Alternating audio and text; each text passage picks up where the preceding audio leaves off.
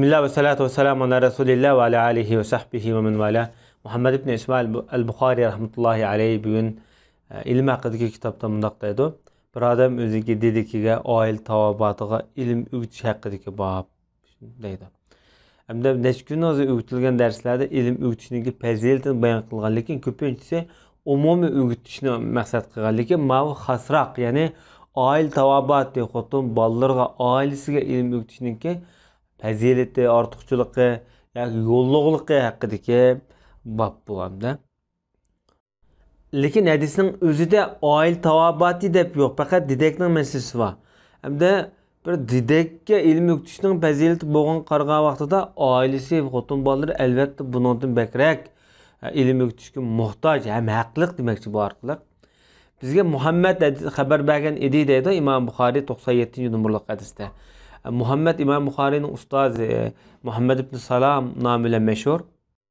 Bu kishi Baykent hozir shu O'zbekistonda Hijriy 160-yil tug'ilib 225-yil o'lib ketgan.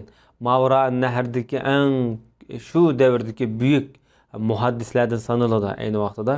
Chunki shu paytlarda islom dini yangi tarqalayotgan paytlarda Buxoroda Mavra an-Nahrda 5000 dona hadisni yod biletgan. Shu paytida nurg'un safarlarni qilgan ilm o'rganish jarayonida bu odam.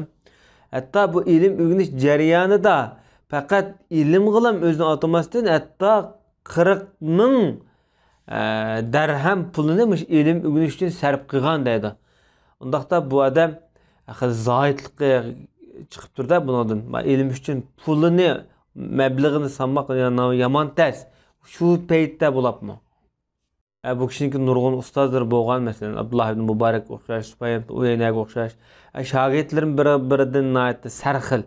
Masalan Imom Buxoriy eng buyuk shogirdlardan. Demak bu odam hamda Mavra an-Nahrniki yutuk Imom Buxoriyning burunqi doniq muhaddislari qatoridagi ulamo. Bu odam deydi hamda bizga muharibi hadis so'zlab bergan edi deydi. Bu kishiniki ismi Abdurrahman ibn Muhammad ibn Ziyad el-Muharibi nomi bilan mashhur. Ulamolar bu kishiga baho bergan vaqtida ishonchlik, ba'zilar masalan rostchil degandek baholarni bergan. Lekin ba'zi vaqtlarda noma'lum odamlarning hadis rivoyat qilib qo'ydi. Shuning uchun o'ziniki to'g'ri, sahih bo'lgan hadisni buzib qo'yadi degan baholarmi berilgan. Bu odam 195-yilda o'lib ketgan. Bu kishi deydi bizga Salih ibn Hayyan hadis so'zlab bergan edi deydi. Salih ibn Hayyan'ın asli ismi Salih ibn Muslim ibn Hayyan. Nemişqa Hayyan deb o'ziniki dadisiga nisbat berilmay, dadisining cho'ng dadisiga nisbat berilgan degan vaqtida. Dadisining cho'ng dadisi asli Hay degan bir odam ekanda, balkim bu bir laqab bo'lishi mumkin. Bu ma'nosi mahala yoki jonliq degan mazmunda. Ma'lum buniki orqa ko'rish mumkin. Lekin shu oila şu hay kelimesi bilan mashhur bo'lib, keyin Hayyan kelimesi bilan otilib, keyin bu jamoatning nomini bu famil shaklida qo'llanilgan holat kelgan. Shunga bu kishini Salih ibn Hayyan deydi. Bu dadasining ismi Salih, o'zining ismi Salih. Bu zot mesela Abdullah ibn Mubarak, Sufyan ibn Savri, Sufyan ibn Uyayna qatorliq ulamolarda o'qigan shularniki shogirdi bo'ldi bu odam. Bu zot 153-yilda o'lib ketgan. Oğluma şu paytdagi büyük ulamolar ekan. Oğlu Hasan mesela. Yani bir oğlu var ki Ali. Bularni uzun ömür ko'rmagan dadasidan kelinimcha vaqt o'tmay o'lib ketgan. 153 o'lib ketgan o'g'li Ali edi debdi, lekin bu odamniki o'lib ketgan tarixi aniq bo'lmagan, lekin bu odam shu ko'pida o'lib ketgan. Demak bu odam ishonchli muhaddislardan sanaladi. Bu zot deydi Amir Şabi mundaq degan edi deydi. Bu kishining tarjimali o'tdi. Bu kishi deydi, "Menga Abu Burda dadisini hadis so'zlab bergan edi" deydi. Dadisi deganimiz bu yerda Abu Musa al-Ashari, Abu Burda degan shu o'g'li bo'ladi. Bularning tarjimali boshda o'tdi. Ya'ni qayta keyingi mazmunda yana qayta to'liqlaymiz. Bu kishi deydi, Payg'ambar sollallohu alayhi vasallam mundaq degan edi deb. 3 turlik odam bor dedi Payg'ambar sollallohu alayhi vasallam. Bu tur shaklidagi 3 turlik odam bor. Bular uchun qo'sh ajr bo'ldigan odamlar dedi. Bir turlik odam ahli kitoblardan, yoki yahudilardan yoki xristianlardan. Ba'zi bir qism ulamolar hatto shu butparast majusiylarni o'lchab qopdi.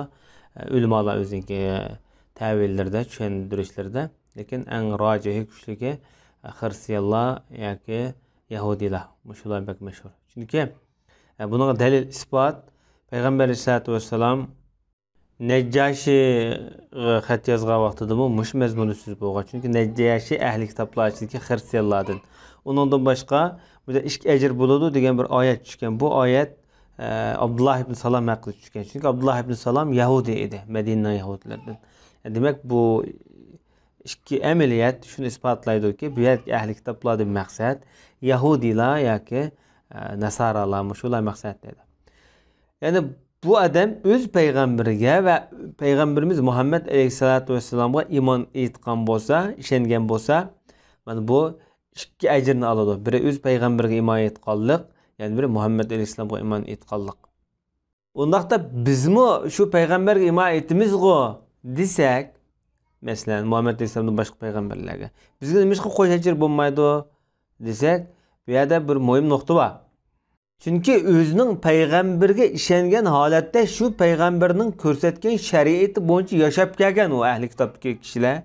Demək bunun eyni vaxtdakı əcri bika bolmaslıqını təşəbbüs qilish və onun qəlbini utuş qatarlıq tərəflərdən bunun əməllərini bika bolmaydigan, zaya bolmaydiganlığını əsas qılğan əhvalasında şuna bunun işki əcri var degan. Çünki o özünün peyğəmbərinin şəriəti boyunca əməl qılğan. Amma biz faqat Muhammed Aleyhisselam'ın şəriəti boyunca əməl qılıb bilyapmiz bu. Yəni bir türdəki adam degan vaxtda bir qul hamda başqalarınınki mülkü bolğan qul. Bu adam bu qul Allah'ın haqqını mı öz qocudarının haqqını mı ada qıla alsa, Allah'ın haqqı degeniga türlük məsələn şu insanın kallığa başqa təklif qılınğan ibadətlər, roza, məsələn namaz degəndək qocudarının haqqı var. Şununğa məsələn onunki pulunu yığanmasdan, onunki xizmətini belgilənən işini yaxşı qilish degəndək. Boysunuş, keçib getməslik degən. Bu eyni vaxtlardakı bir siyasi, ictimai tüzüm bu qulluq tüzümü adı yox bu hamda. Yəni bir üçüncü türdəki adam bolsa bir dediki var. Bu eyni vaxtdakı konu evvallah konu zamanlarda mevcut bir hadislər bu hamda. Köpək adamlarınki bir dediki boludu hamda. Bu didekni nəhayət yaxşı tərbiyələb bu adam. Onunğa ilim ögütüb, oqutub, ilim ögətgən vaxtıda mı oqutuşunu nəhayət süpətlik halət oqutubdu bu adam. Ondan keyin bunu azad qıpdı. Bunu nikah ağam bolsa bu adamga ish əcr var dedi. Bu hamda didekni azad qilib ilish hamda burunqi vaqtlarda adamning nafsi bir xil yergindigan bir avvallar. Chunki o'ziniki bir dediki, uningki ijtimoiy qatlami tövrək kelib chiqish tövan bo'ladi ko'pincha qullarniki. Buni o'gitib, hamda buni o'z nikohiga olmoq adamniki nafsi o'kadigan, qochadigan, ko'ngil tas ko'tarmaydigan bir avvallar. Payg'ambar Aleyhissalatu vesselam bu orqali shu insonlar orasidagi Xudoning oldidagi bir barobarlikni tashabbus qilayotgan bir avvallar bo'lishi mumkin bu hadis orqali. Ham shu orqali barbara qulluq tuzumni bika qilib, amaldan qoldirib, insonlarningki hurlikini, erkinlikni qo'lga keltirishningki bir ochqichi qilgan bo'lishi ehtimoldan yiroq emas. Undaqda bu nuqtada elib etgan vaqtida islom dini shu inson haq huquqlarini eng burun, eng go'zal ravishda o'ttirib qo'ygan bir din bo'ladi undaqda. Chunki Xudoning oldida hamma insonlar barobar holatda.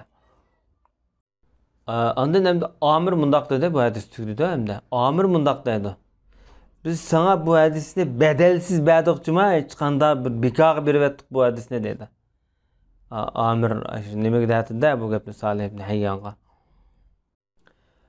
Bundan oddiyroq masalalar uchun Madinaga jiroq-jiroqlardan odamlar keladi deydi. Shu fatvo uchun yoki hadisni o'rganish uchun. Ayni vaqtlarda masalan bir hadisni o'rganish uchun nurg'un sahobalardan hadis anglash uchun jiroq-jiroq yurtlardan keladiganlar bor demaslar. Şam'dan, Mekke'den, mesela Irak'tan ilim öğreniş bo'lgan yerismenlik burun tabiilar davrida acayip güçlük. Asli bu Amir bu gapni kimga da'vat qildi desa, Xurasandan kelgan bir odam bo'lgan ekanda. Bu odam shu o'zining dedikini ozod qilib, oz qanday bo'ldi deb savol so'ragandan keyin bu Xurosonlik kishiga javob beribdi. Xuroson hozirgi Afg'onistonda, masalan, Afg'oniston, Termiz, Herat, ash taraflar, Kabul. Bu odamga javobi shu so'zni so'zlab berib, oxirida "Bekag'lam yeb ketdingda mana bu hadisni" deb bu odamningki, masalan, bu hadisga bo'lgan texmi bakrak diqqatini yig'ish uchun bu savolni qo'yib, ya'ni akilatmi chaqchaq shaklda bu gapni da'vat qildi. Sallallohu alayhi nabiyina Muhammad va ala alihi va sahbihi ajma'in.